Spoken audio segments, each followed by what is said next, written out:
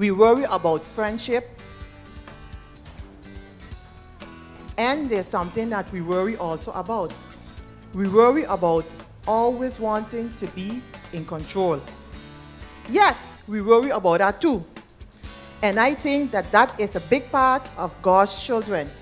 We worry that if we let go, we will lose control. Yes, these are things that you and I worry about. But it's so funny that there are things that you and I trust. And we trust these things without worrying. Things like we trust the sun is going to come up. We trust that the pilot that is flying the airplane will fly it safely to our destination. We trust that the lights will come on when we flip the light switch. We trust that the grocery store, Carrefour, Sunny Food, what are one of the friends I name? Super U. We trust that they will have food when we go to buy our groceries, right? We don't worry about that.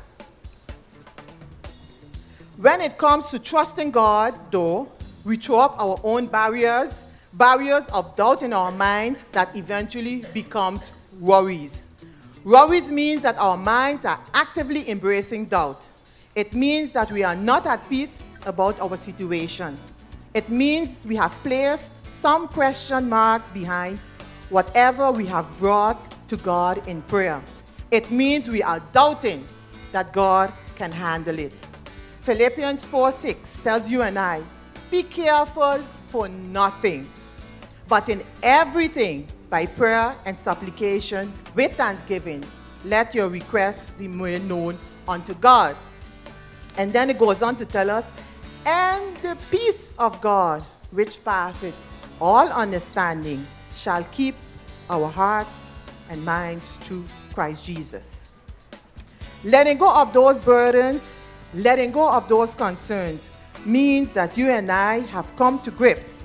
So when we do let go of our concerns and our burdens, you and I have come to grips that God is in control and He knows what He is doing. When we truly learn to let go, we are telling God to take over the wheel of our lives. And when God is allowed to take over the wheels of our lives, we place ourselves in the passenger seat, and God is the driver of the seat. We who does drive, we know that you can't have two drivers unless you have two steering wheels. So in a car, it has to have a driver and a passenger. And so if we allow God to be the driver of our lives, then we are in the passenger's seat. When we let go, when we let God at the wheel of our lives, it means that we are trusting Him. It means that we understand that He knows best. And because we have made the decision, you and I are able to be at peace. We are able to rest and stop worrying.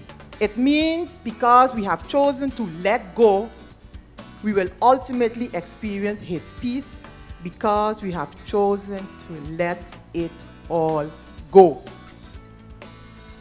Isaiah 26 verse 3 and 4 says, Thou wilt keep him in perfect peace, whose mind is stayed on thee, because he trusted in thee.